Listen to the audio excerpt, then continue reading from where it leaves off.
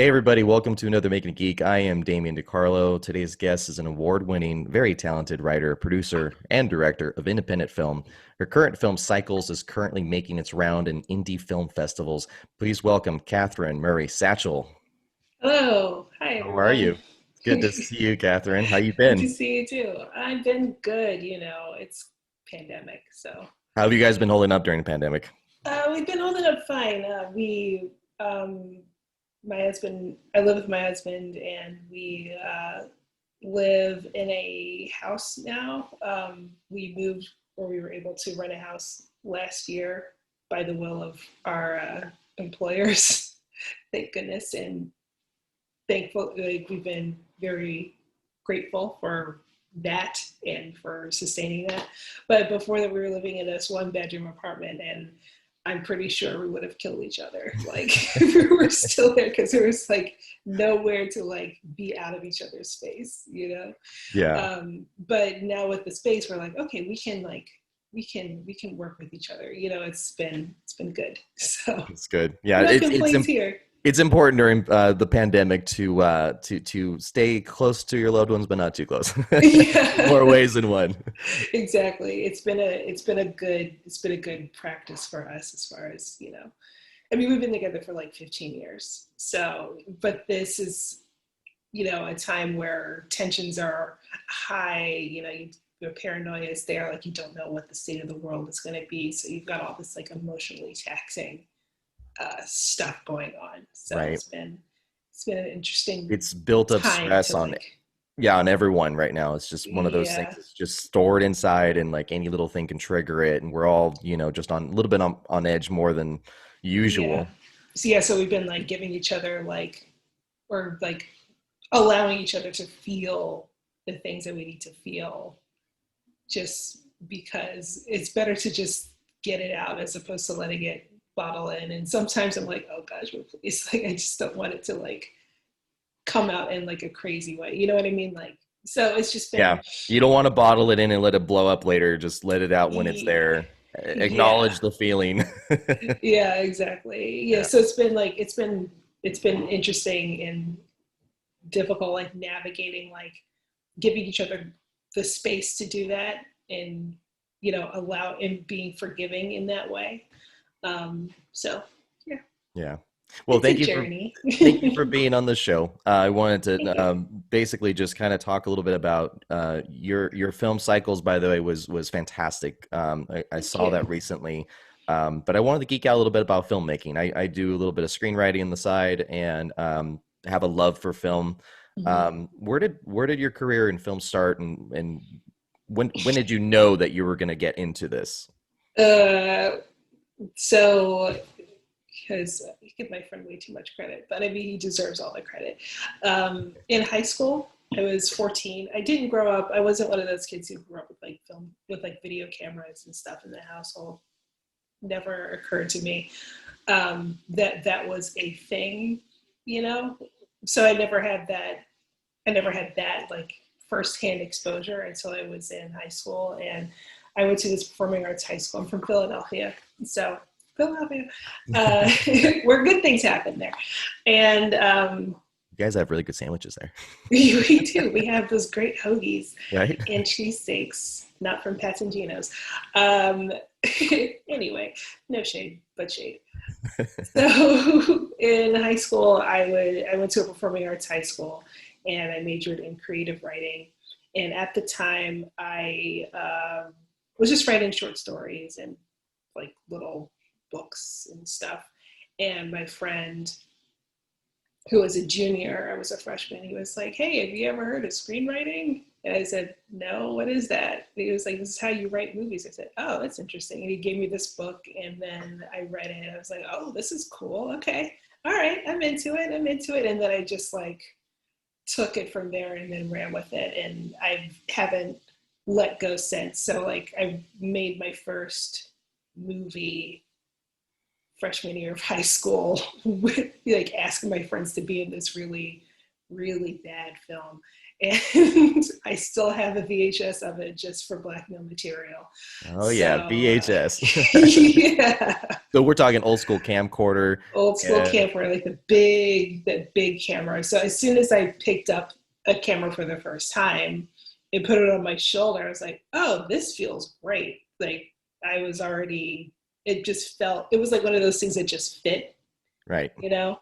It Those was almost camcorders like, back then were huge. I mean, you could kill a man yeah, with those things. you could, you could. I'm like this scrawny 14-year-old just like holding this camera.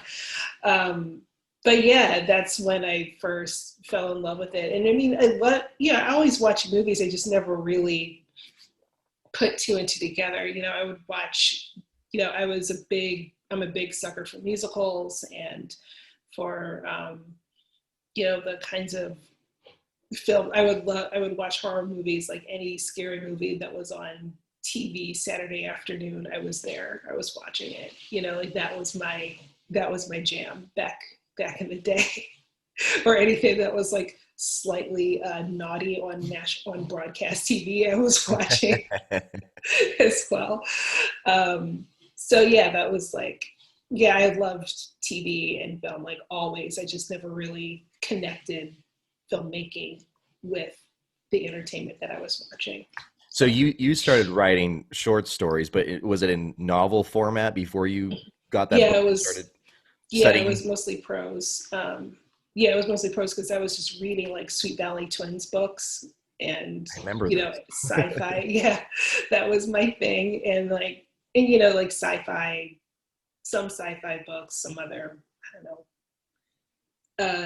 some other like fiction, historical fiction stuff that my mom would make me read over the summer. And so that was my exposure into writing. So I just knew prose writing. I never knew about screenwriting until then. And so your friend recommended this book, which I assume was on screenwriting, like Screenwriting 101 or something, right? Like this. Yeah, it was this Sid Field book, like one of like his most popular ones. So like basics of screenwriting, like something very, just like a general overview of that. And he would use excerpts from like Chinatown, and I didn't even know what Chinatown was. I was just like, oh, okay, Right. who's Geddes? Uh, and and so yeah, looking at that format, back then you didn't really have screenwriting software, so I would the first feature that I wrote with a friend of mine, and we would write it longhand and just swap the notebook back and forth and just like actually use the formatting, like indent the Right. dialogue where it's Right. supposed to be and everything and the descriptions. And then I would later transcribe it and type it into like a Word document and then use the tabs that way. I was able to like reverse engineer like the indentation of everything Oh, to gotcha. Yeah, to gotcha. make the format work. So I can only imagine what it was like back in the day doing it on a typewriter. oh yeah. Like had to measure right where it would go, all the margins and everything. Um, Exactly. did you find it to be then easier or more difficult when you were writing in a screenwriting format? Now, oh, Yeah, as it's way opposed to easier. when you first started. Yeah, because I It's personally way like it. easier. When I do my writing, I'm very, as a person too, I'm very straight to the point. So Uh, when I write, I like to visually just describe to the point, and I can visualize things better that way. But when it's a novel, while it's not to bag on a novel, but there's so much descriptive wordplay in a novel that it loses what I'm trying to convey. So novel writing wasn't for me. So for me, I mm. can relate to like that being easier, especially if it's going to translate directly to film. You know what? I had this moment in school where, after I really gotten into filmmaking, I was going like, oh, this is great. It's like an audio visual medium, so I can like do all this really cool stuff. And then I'd still have to do these prose assignments, like writing short stories and everything. And I found that the learning that I was getting from screenwriting worked well, just being very descriptive. I was very descriptive about like the color of the walls and the color of, like someone's shoe when I was writing prose, because I was picturing it as a movie. So I don't know if that helped or hurt my prose, but I still, I For the life of me, I'm like kind of afraid to write prose now because I'm so used to because I'm Right. so used to being to the point, and also like the novels that I have read as of late, which are not many, or like through audiobook or something, um, they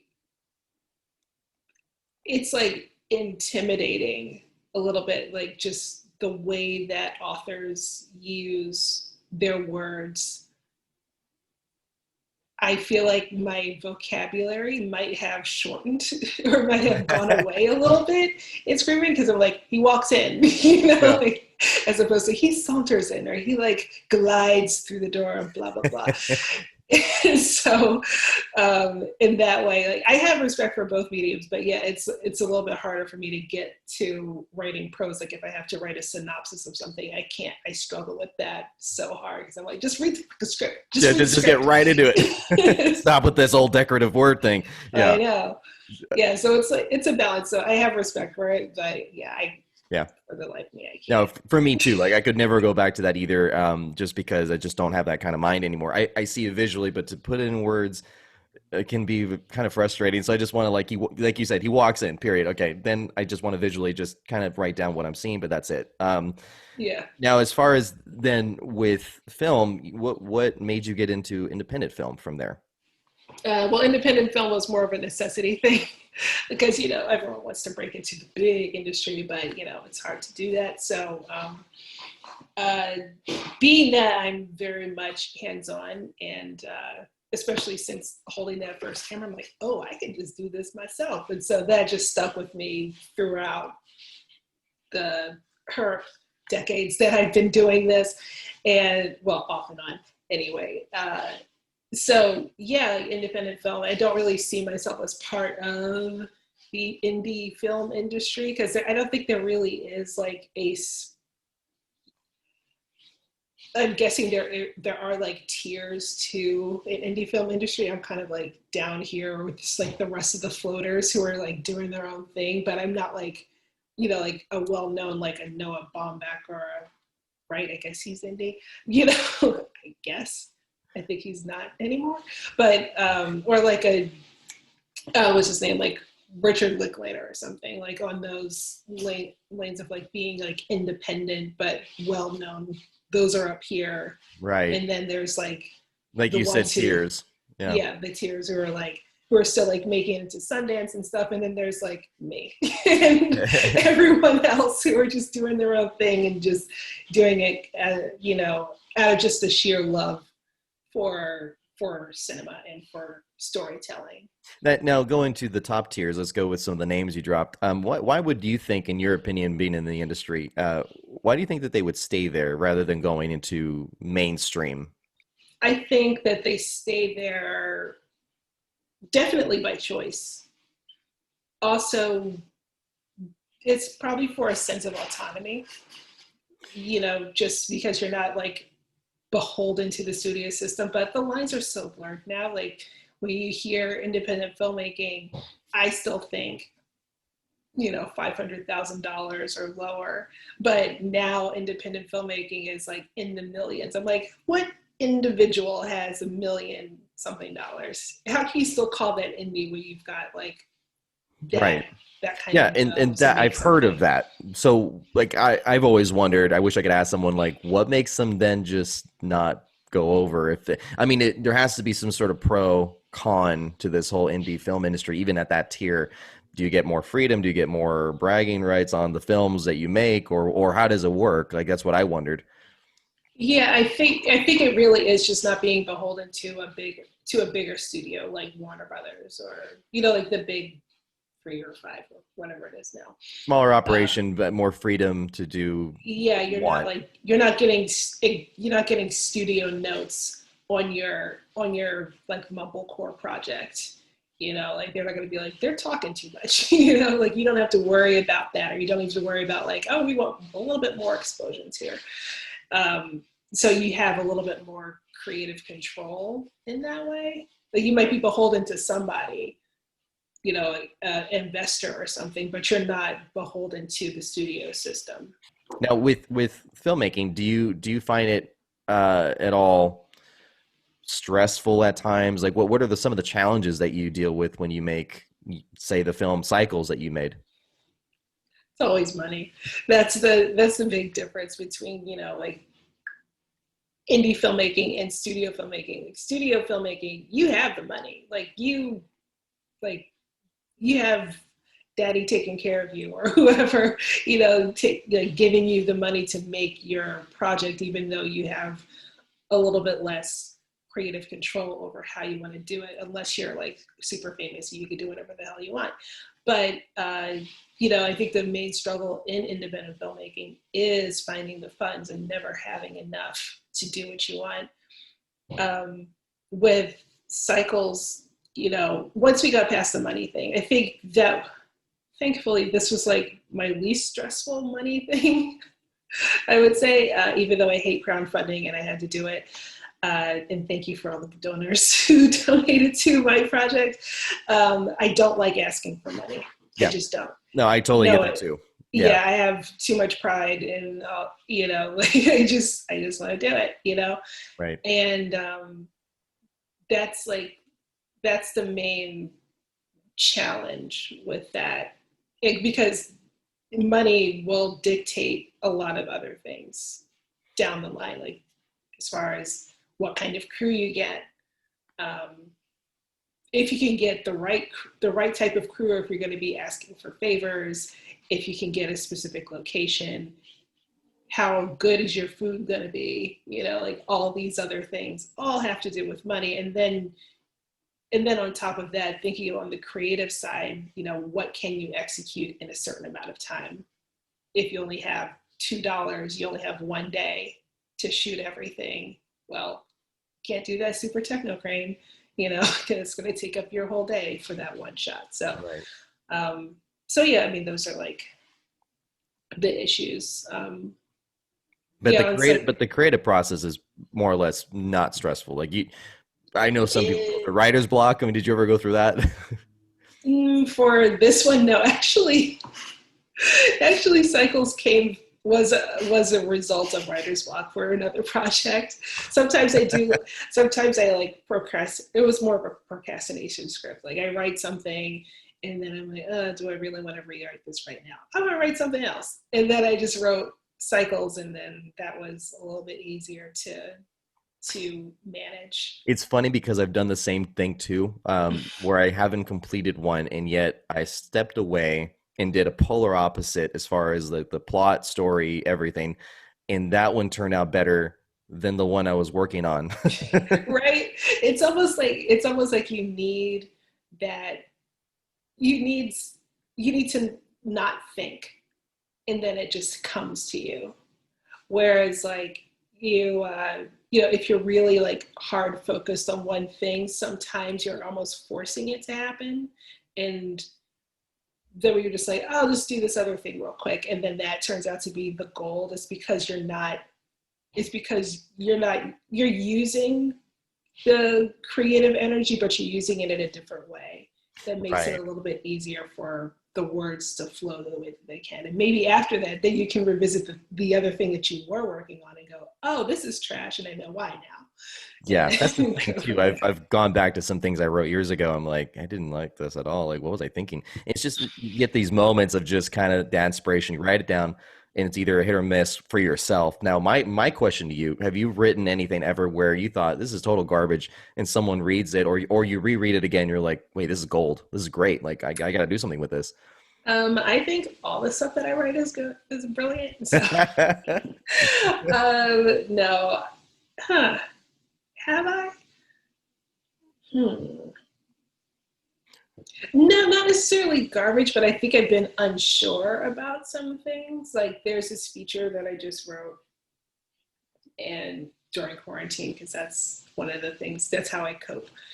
I wrote this feature and I was pretty happy with it, and it's a first draft, so I'm just like, it's a first draft, guys. Like, it's probably trash. And some of the feedback has been pretty positive.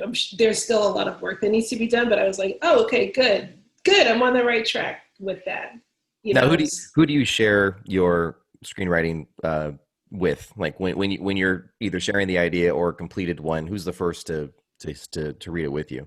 I usually give it to my writing group. I would recommend for any screenwriter to join a writers group where it's just you and a bunch of other struggling people. Because like, sometimes when you don't have things to write, you could at least commiserate and have like a little therapy session or a joint Absolutely. therapy Right. session where you're just like, my stuff sucks. And you're like, well, my stuff sucks. And you're like, oh no, but your stuff's great. And you just kind of build each other up and offer support and that kind of thing. Writers groups are great. I personally don't have one. I wish I did. That's like my dream if I could ever do that. I haven't invested much into this, but for myself. But now, just for the audience to kind of get a feel, what takes place in the writers group? What gets talked about? Mhm. Who gets what, and what feedback do they give you? So usually, well, the writers groups that I'm a part of like three right now, which wasn't always like that. I was part of one at first, and then I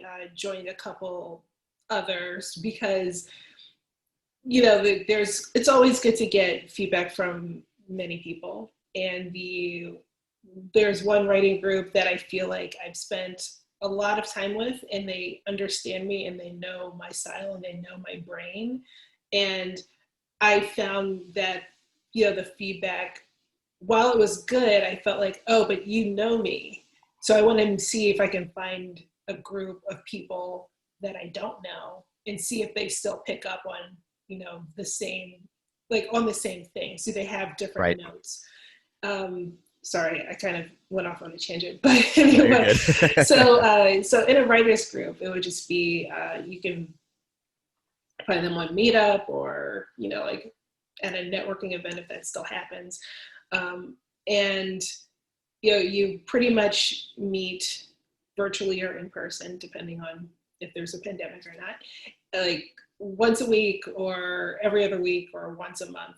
And each week, the goal is that somebody in that group has something to share, whether it's pages, an outline, or a full script of like a pilot or a feature.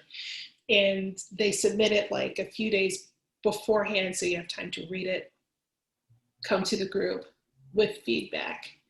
And the feedback that you would give runs the gamut. Like if the writer has specific questions that they want to ask or that they want feedback on, then they'll ask it. But usually you just give like general feedback, like, does this make sense? Is this, are the characters well developed? Or you're just giving like, you don't want to give like too many suggestions, but you just want to at least give like your take um, on how you perceive the story and what Right. wasn't clear. Or if you see that they were attempting to do something, going, oh, I saw what you were trying to do, but it didn't work. And maybe if you do this, this might help. So Does it then ever blah, blah, happen blah. where maybe if it happened to you or not, but when you get into a writers group, someone feeds the idea of something in a script in a scene, and then you have to credit them? Does that usually happen when someone gives a really good suggestion, or how does that work? I think it depends on the kind of writer group. I know that there are some writers groups where they do have all the members sign an NDA saying you can't steal anyone's work or something like that. But I think that for the most part, if someone gives you a really, really good idea to put in there, you don't necessarily have to credit them for it. And they're usually okay if they state that, like, hey, you got this, but maybe you should Yeah, do this in there, you know? yeah, I think it's just like an unspoken thing. Like you're all supporting each other, so it's not like you're asking for credit Right. or And I think something that unless you actually say we are going to write this together. right. And that Then could that's be something a different. little bit of a remnant of, the way the film industry started with independent films. Like, I think it might be more just of that a different kind of attitude, I guess you can say, where everyone's helping each other versus mainstream movie making is a little bit more, it's a little different. I think from my take of it, it's just more business oriented. Everyone gets a say and everyone has to get paid for that. So I Mm-hmm. think in this case, independent film kind of lends itself uh to Mm-hmm. just being with those that are talented like yourself and they just want to help you out at the end of the day.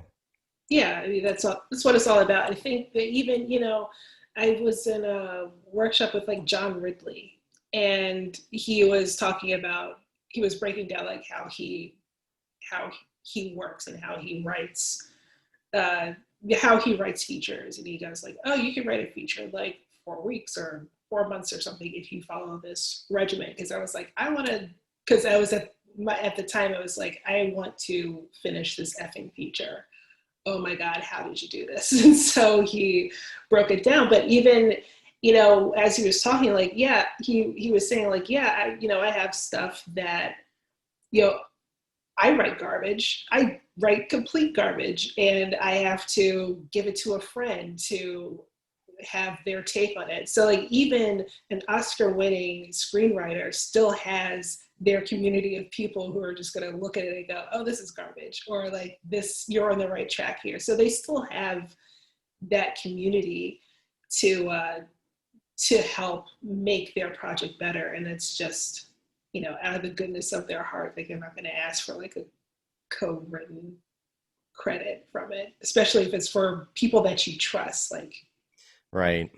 that's, I guess that's kind of the yeah, and when you're at that level, I'm sure your writers group is a little bit smaller, but Right. still, but it's still good to get feedback from people that you like and trust before you send it to your reps or the studio or something and say, here's my new project, you know, just to make sure that it's at least in good shape to you before they put their stank on it. Is it difficult for you in the case of Cycles or anything else that you've done in film where you just critique yourself a little too much, where you get like kind of a where you hit a wall? Like, because I've done that where I'm writing something, I'm like, this is good, but it's not good enough, so I'm going right back into it, re-editing, and in all of a sudden you've spent what was supposed to be your project, it's turning into like multiple years. Has that ever happened with you? Absolutely. That has happened to me so many times. And it wasn't until that John Ridley workshop that I started to like uncalibrate myself. I still do it, I still self edit. One of the things that I do when I write is I'm always under the, I want everything to be perfect. Even if it's a first draft, I'm like, this first draft is going to be the best first draft because I hate rewriting. So I want to make this as good as it can possibly be so I can only do like 3 rewrites. Not going to happen, but that's just like my stupid brain working. And yeah, so yeah, I'm always self-editing and stuff, but it wasn't, but with that workshop, I just had to keep on going. Just write it down. Doesn't have to make sense. Just write it down. That's right. Yeah. so I just had to like keep it moving that way. Even if there was like a chunk in my draft that was like, this scene goes here. This is what happens in it. Don't have time. Continue. And then Got to I'll keep go back. going. Yeah, and then I'll go back. But usually I would just like, before I would just get stuck on that scene and go, what is that scene supposed to do? What does it mean? Like what is the purpose of this? Does it even make sense? So I'm starting waxing poetic over this stupid scene, and it's supposed to just going, it's going to happen, and then keep going. I remember writing one that I was particularly more visionary than I was writing for some reason in this one. It was even more concise, if you can imagine that, when it comes to screenwriting. But like, I remember writing like, okay, guy goes, for descriptive purposes, the guy goes into the bar, talks to the girl, something really cool happens here, anyway, next scene. Just keep Yeah. going because Yep. I have other things to talk about. Yep. Now That's how it goes. when you do the writing, and you finally are good with it, say Mhm. in this case with Cycles, how long from the point of being done with your screenplay to getting started with production to being done, how long did all of that take in the span of time? A year, a couple years? Um, so I finished the script like months, if not a year, before I actually decided to make it. It was just sitting there, and it was just like, oh, I'd like to make this, but money. So I'll just let it go. And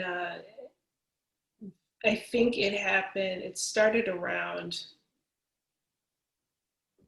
when I was finally like, okay, let's do this. Let's make this. I met this guy Jordan Walker, who shout out Jordan, who who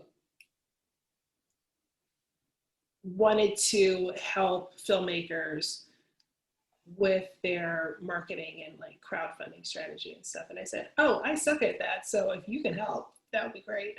So I partnered with him and he was like, well, what project do you want to do? And I said, oh, I got the script. And I sent it to him. I'm like, I like it. I'd like to see this made. And he was like, okay, great. And that happened in July of last year. August is when we really started to plan the crowdfunding strategy. And around that time, I also started to bring on at least some core people like the producer, Kara, who I've worked with before with my web series, The New Adults.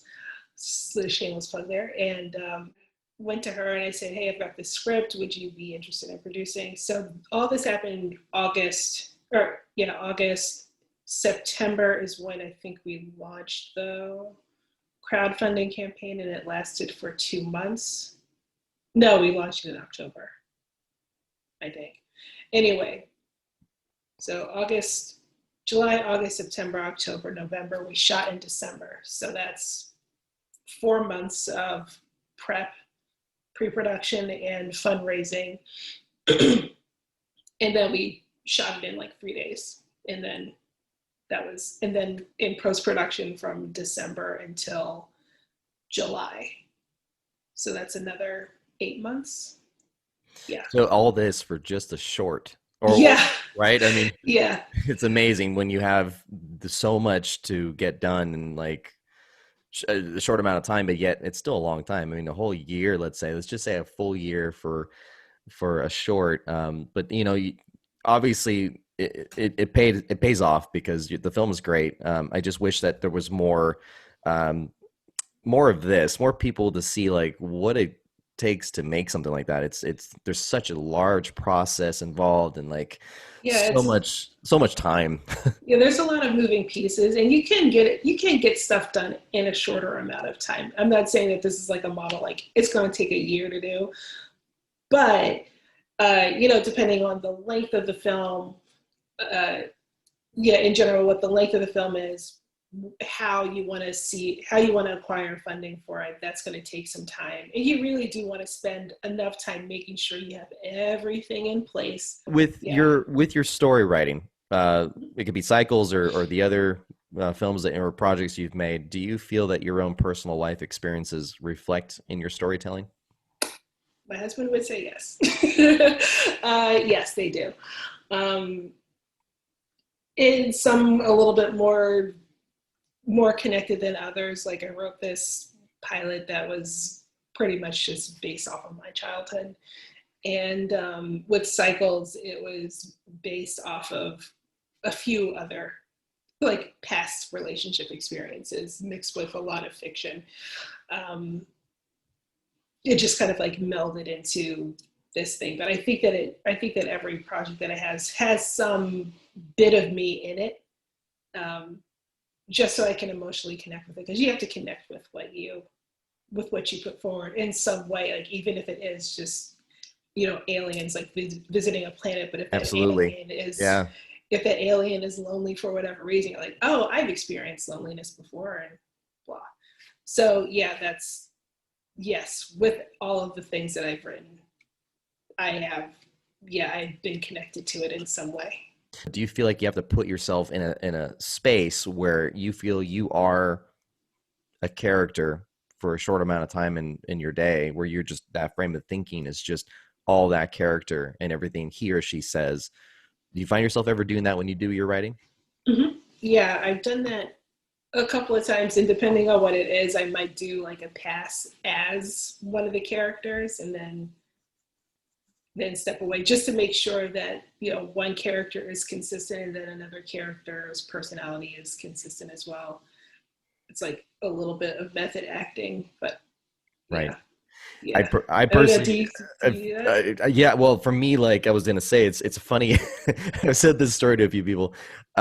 It's a little weird, but what I do with only a select few of my friends that know I do this kind of process with screenwriting. I wouldn't do this with anybody, but I usually will have a conversation with them of actual written script that I did, and I want to see what they say. That's Now, good. That's a good exercise. I don't remember anything that I've written. oh my It just comes out and then I forget.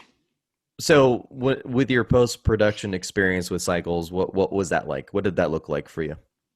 Um, it was different than how I usually do things because this is Cycles was my real first foray into like making something that was like super polished and like that had a score and um, so that those things were very important. And I went to like a post-production house to like do the color timing. I was like, I'm gonna go all out for this, just for my own.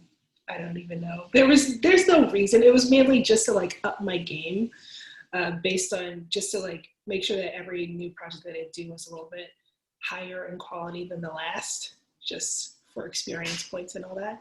Right. So yeah, the so it was definitely a learning experience when it comes to the when it comes to when it comes to the score in particular. And I want to shout out Cliff Retallick for being so patient with me because I've never worked with a composer like that, or just ever. I usually just source like free, like royalty free music and just throw it in, or ask like Right. musicians like, hey, what like existing stuff do you have, like indie artists, and just go, can I use this in my web series? And they're like, yeah, sure, just throw it in. But this time was the first time that I actually had something built from scratch, and so it was it was hard to figure out like how to communicate what was in my head to him. And so there was a lot of back and forth and me going like, yeah, but maybe it should be like this. And he's like, this. I'm like, no, not that, but this. And he's like, this. And I'm like, no, not that. But so it was like a lot of like, it was hard because I didn't want to be like I'll know it when I hear it, Yeah. Yeah. because I've been there. what can you do what Yeah. can you do with that? It's hard Um, because only you know it in your head and you can't get it out. It's yeah, kind of like exactly. it's guy walks in the bar, cool thing happens. Next. But yeah, I think that I relate to a portion of that because I have a composer that I worked with for making the music for this show, and Mhm. whether they're paid or not, I feel horrible going back and like, can you do it again? Like I know you did it so good, but like Yeah, there's something I have in my head I can't quite, you know, yeah, I can't quite I say. can't bring it out to you and tell you or show you, but like you said, when I hear it, then it's right on. But I know that for them, they some composers could, because I know a few, but they could either take that as a great challenge of like, okay, great, I'll step it up, or they could just be like, man, I gave it my all. Like, why aren't you liking this? you know? Yeah. So it's like it's dealing with that. Like I'm hoping that like nothing. I'm hoping that I'm not being too frustrating with what I want. But he eventually, I mean, he gave me this beautiful score of it. Like he gave me a bunch of beautiful scores. Let me put it that way. He gave me a bunch of beautiful scores. The one that is in the film is perfect. I was like, yes, we It's did it. it is It's there. fantastic. Yeah, it's great. Thank Uh, you. and it's funny because scores are really. I just had a conversation about this with someone that my thing with film, there's so much film that you could put in, or there's so much scenes you could put in a film where you either do need music or you don't. And I think some scenes are very important to have film score. And in yours in particular was well judged by this composer because there were certain parts that needed something that other films tend to go on the quiet mode because they go for more intensity of character. But in this case, music really adds to this kind of a story with, you basically are romancing, two characters coming together, but you're also displaying that to the audience. You're selling them this romance, and I think that the music really just adds that feeling, that the unsaid parts of the script that weren't written for the film, to other history that we don't know of these two main characters, and it that adds to the feeling and intensity to it. Mm-hmm. Yeah. All what you said. That was great. Okay, good. I I'll think we're on take the same page. it. Now, from here, Yeah. Catherine, where are we going with cycles? You have this and the rounds, going through the rounds of the festivals coming up. Are things opening up for you post COVID? I should say, now that it's kind of hopefully getting better. It'll be at the Bed-Stuy Film Festival in New York. This is all virtual, by the way. Right. So yeah, Bed-Stuy Film Festival in New York, and then it'll be at the Cine Odyssey Film Festival in Charlotte, North Carolina. Gotcha. So Okay. those are the three. It did do one in-person film festival, which was like a drive-up thing in Oregon, the Oregon Short Film Festival, back in August, which was pretty cool. I didn't go, but I was like, I want to go up there. This was like a But totally. drive-in showing. Yeah, it was like a drive-in show. They like projected it on this brewery, this wall in the brewery or something. But yeah, it was cool. It was very cool. But most of the stuff has been virtual. Like it just finished screening at a virtual film festival for Moving Parts Film Festival, which was my first virtual thing. So now I know how it goes. It's pretty cool. But yeah, beyond that, I'm just gonna try to. There's a few more festivals I submitted to, like the big ones, so we'll see. And then after that, I'll eventually make it public. I mean, there's really nothing stopping me from making it public. I'm just being coy and being, just being coy about it right now. It'll eventually drop on the Right. virtual space. Yeah, And I'm I'm just sure trying to you're finally. I'd like to find a good home for it though, eventually. right, right. And that's every right to you, because it's your film, and you're going to develop a great following now from this particular film. I think it's very good. Thank you. And I wish you the best, Catherine. And where can folks find you, by the way, now, from here till when you start releasing this public? You can find me on the Twitters and on the Instagrams. The Twitter, I've been messing with Twitter a lot lately. I go by my married name, Street, so it's Cat Street One, and Instagram it would be WWC Productions, which stands for Weirdos with Cameras, which is the production company that was used for Cycles and for the web series. And that's pretty much it. And I think on Facebook you can find Weirdos with Cameras Productions as well. Perfect. Well, we Yeah. look forward to what happens from here with you. Thank With you. you obviously have great talent. In this case, this particular film, I think, is your segue right into where you want to go. And I definitely wish you the best. Thank you. Appreciate it. And good luck with all your stuff. I want to see some of your things, man. Absolutely. We'll work together on that. Folks, Yes. you can find me on Instagram at Damien_DeCarlo, also at Making a Geek _podcast. Don't forget to hit subscribe and that little bell for more cool content. Until next time, everybody, keep calm and geek out.